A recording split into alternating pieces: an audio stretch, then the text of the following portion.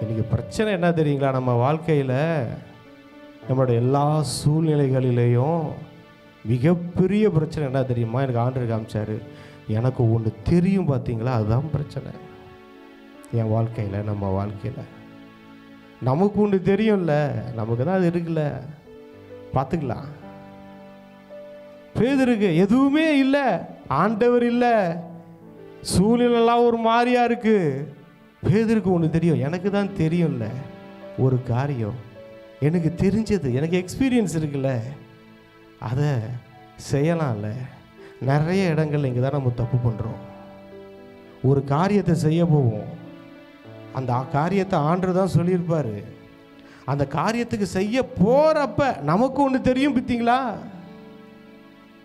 ஒரு வீடு வாங்க போகிறீங்கன்னு வச்சுக்கோங்க, ஆண்டவர் உங்களுக்கு வீடு கொடுக்குறேன்றாரு. திடீர்னு ஒரு ஆப்ஷன் வரும், இஎம்ஐயில் வாங்கிக்கோ. யார் ஆண்டர் இஎம்ஐயில் எங்கேயாவது பைபிள் எங்கேயாவது வீடு இஎம்ஐயில் கொடுக்கப்பட்டிருக்கா பார்த்தீங்கன்னா எங்கேயுமே இல்லை.